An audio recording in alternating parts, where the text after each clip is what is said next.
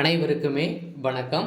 சற்று முன் கிடைத்திருக்கக்கூடிய ஒரு மிக மிக முக்கியமான செய்தி ஒன்று வெளியாகியுள்ளது.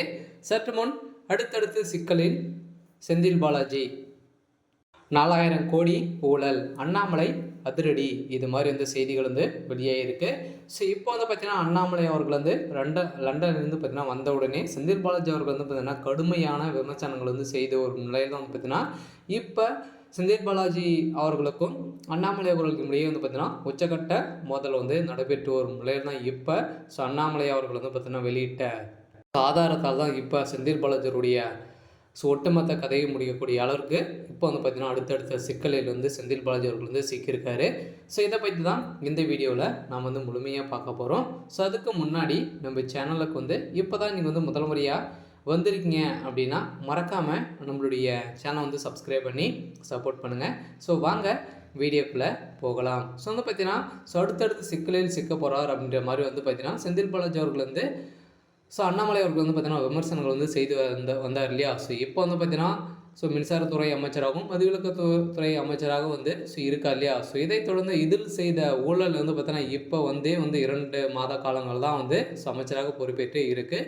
ஸோ இந்த அமைச்சர் பொறுப்பேற்ற காலத்தில் இருந்தே வந்து பார்த்தீங்கன்னா இப்போ ஒரு 4000 கோடிக்கு மேலே வந்து பார்த்தீங்கன்னா இப்போ வந்து பார்த்தீங்கன்னா அதிரடியாக ஊழல் வந்து செஞ்சுருக்காரு அப்படின்ற மாதிரி தான் இப்போ வந்து பார்த்தீங்கன்னா பட்டியலோடு தான் வந்து தமிழகத்திலே வந்து காலல் வைத்திருக்கக்கூடிய நிலைமை தான் இப்போ வந்து வந்திருக்கு. இதன் அடிப்படையில் தான் செந்தில் பாலாஜி அவர்கள் வந்து பார்த்தீங்கன்னா ஏற்கனவே நிபந்தனை அடிப்படையில் தான் ஜாமீனில் வந்து இருக்கா இல்லையா. இதைத் தொடர்ந்து ஏற்கனவே சட்டத்துக்கு விரோதமான பணப்பரிமாற்ற வழக்கில் வந்து சிக்கியிருந்தார். இதைத் தொடர்ந்து இப்போ அடுத்தடுத்து அவர் மீது வந்து வழக்குப்பதிவு வந்து நிலுவையில் வந்து உள்ளதாக வந்து அமலாக்கத்துறை வந்து பார்த்தீங்கன்னா ஏற்கனவே வந்து வழக்குப்பதிவு செய்து போகிறதாகவும் இருக்காங்க.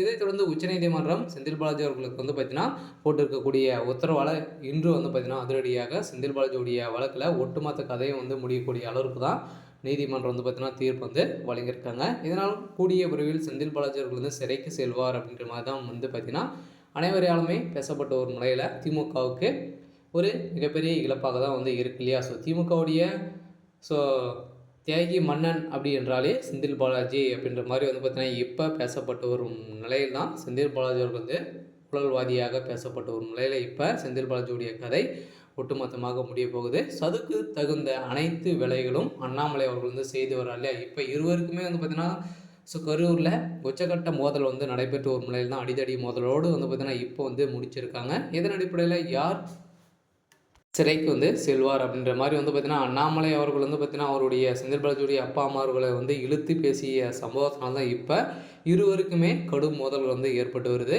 இதனால் செந்தில் பாலாஜி அவர்கள் வந்து மீண்டும் ஊழல் வழக்கில் சிக்கிய சம்பவம் தான் இப்போ அதிர்ச்சியை வந்து அடிச்சிருக்கு. அதனால் கூடிய விரைவில் செந்தில் பாலாஜி அவர்களுக்கு கதையை முடிக்கக்கூடிய அளவுக்கு சம்பவம் வந்து செஞ்சுட்டு இருக்காங்க.